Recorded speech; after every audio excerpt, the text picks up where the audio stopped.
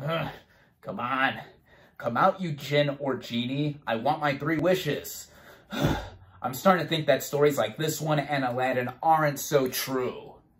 What is up, everybody? RandomRandomMan here. I hope everyone out there is continuing to stay safe and be well during this unpredictable time, as I am here bringing you my review for 3,000 Years of Longing. Based on the 1994 short story, The Djinn in the Nightingale's Eye by A.S. Biat, the plot of this dark fantasy film basically follows a lonely scholar, played by Tilda Swinton, who, while on a trip to Istanbul, discovers a djinn, played by Idris Elba, who offers her 3 wishes in exchange for his freedom. Going into this movie, I was looking forward to it almost by default for it being the latest film from filmmaker George Miller and his first in 7 years. He is known for having a storied filmography, to say the least, from his contributions to films such as Babe, which he got a couple Oscar nominations for, and its sequel, Babe, Pig in the City, which were staples of my childhood, to him actually winning the Oscar for Best Animated Feature Film for Happy Feet, also going on to do its sequel, to also having done, most notably, the Mad Max film franchise, from the first film back in 1979 all the way until the 2015 sequel, Mad Max Fury Road, which is debatably my personal favorite film of the past decade. Now, with this film being the latest from the Mad Mastermind, it looked like it was bringing a lot of the same sensibilities that he brought with Fury Road, and that looked like it was coming across that way with the first trailer I saw for it. And though this film got a lukewarm response at best at its Cannes Film Festival premiere earlier this year, I still wanted to see it for myself, and luckily for me, I was able to head out and see this thing in theaters where it is only currently available. Starting out with the cast and their performances, we have Tilda Swinton as Alethea, our main scholar who we follow throughout this film, initially with her going on a trip to Istanbul, Turkey for a conference, and she is someone who keeps to herself mainly, and she also has quite the imagination, or so it looks like at first glance, with how she's having hallucinations of things that she is studying. And Swinton is such a versatile actress that this kind of part is basically a walk in the park for her, and I think that the way she composes herself and is both curious but also hesitant to find out about this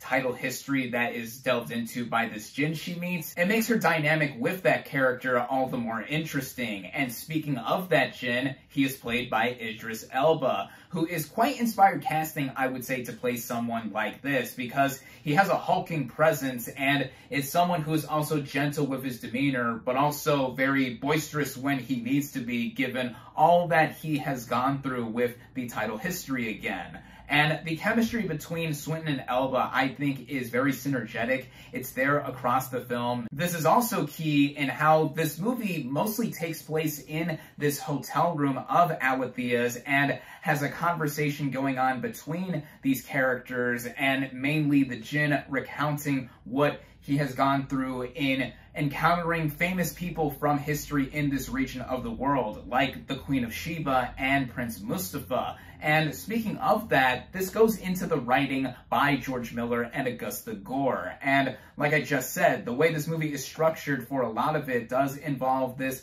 long conversation and recounting of events. A lot of narration is given by Elba's djinn with these flashback sequences, as well as narration from Swinton's Alethea in the rest of the movie outside of these points. And one quote that I saw to describe this movie summed it up as Aladdin for adults. This movie looked to be that way, albeit in a different and more modern context, and we have a character in Alethea who is hesitant to want to take these 3 wishes that she's offered by the djinn while learning about his story. And I think that the way this writing goes, on the one hand, makes it dynamic to where it sets itself apart from other similar kinds of wish-granting stories. Yet on the other hand, in the way it flows, it is interesting to point out for how it initially starts out just being this bottle concept, no pun intended, with these two characters having a conversation and flashing back to some history. But then the movie slowly turns into something else that I did not think was as palpable as what was initially presented. And it does have to do with one of the wishes that Alethea does end up taking. And with it, I felt that the movie could have lended itself to another rewrite, to have something like this be done, to have it tie into more of the overall stylistic flair that the movie was going for. And this is mainly relegated to those aforementioned flashback sequences. And this goes into the directing by George Miller, who is an extraordinaire when it comes to being very over the top and in your face with what he would do. This is a visually vibrant movie, and immediately the color palette of this movie stands out with a lot of bright and warm hues of red, orange, yellow, and brown. The costume and production designs are immaculately put together as well with these sequences, and with how the movie is framed overall visually, it is just a feast to look at in the spurts where they occur. I also have to give a mention to the sound design with the subtleties that are at play when the djinn is initially let out of captivity, and also with the aforementioned flashback sequences that have a lot more working with them with the sound too. And seeing this in the theater, it does make all the difference to pick up what little details are put in here. A lot of credit with the technical merits has to be given to the crew with this film, a lot of whom do return from Fury Road to work on this latest Miller project, such as cinematographer John Seal, who was Oscar nominated for Fury Road, editor Margaret Sixel, who won the Oscar for Best Film Editing for Fury Road, and she is also George Miller's real-life wife, in case you didn't know, and composer Tom Holkenborg, aka Junkie XL, who does the original score here. And compared to Fury Road, in it being a different movie, it sounds a lot more regal and a lot more downplayed with a lot of stringed instruments. But I thought with what Holkenborg did not do in being bombastic like his previous film score for Miller, he made up for it in it making it feel a lot more atmospheric and like we were reading a storybook or listening to an old tall tale or something like that, in terms of being in a world that is surrounded by a lot of folklore that is rooted in real history. And I thought that just added on to the feel of the film. I did think that a lot of that, though, was hampered by the way this movie was paced and timed overall, with it going at about an hour and 45 minutes, which did not feel long while watching it, but in the way the movie is further set up and executed, there were moments here and there that just made it feel like it could have ended at one spot, but it kept going after another, and it wasn't until the movie confoundingly concluded that I thought that it wasn't very believable in the way that it did end up. Not that it was a complete disaster or anything like that, but it left me with the feeling of me going like, okay, so the story ended in this way, and it really didn't end with this kind of bow that I thought was all too neat. It also had to do with the movie not being so sound when it came to the thematic elements it was trying to express.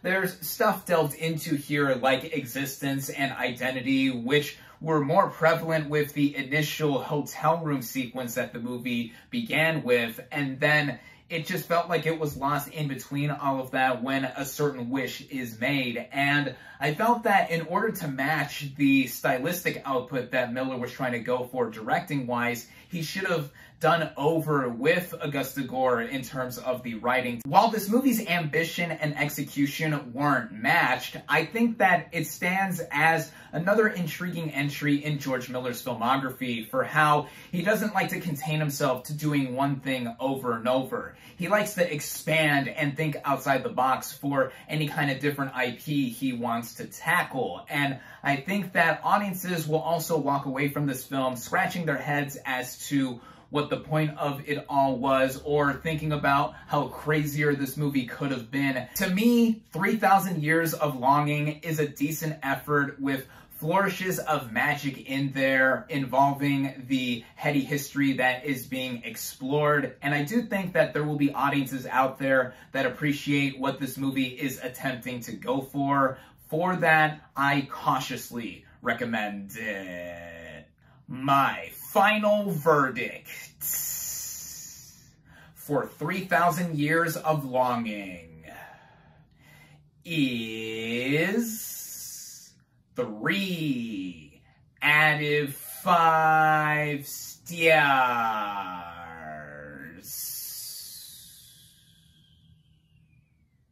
Thank you all, as always, for watching. Be sure to like this video, comment on what you thought of 3,000 Years of Longing. Social media links in the description. Subscribe to my channel for more, and I'll catch you on the next movie review.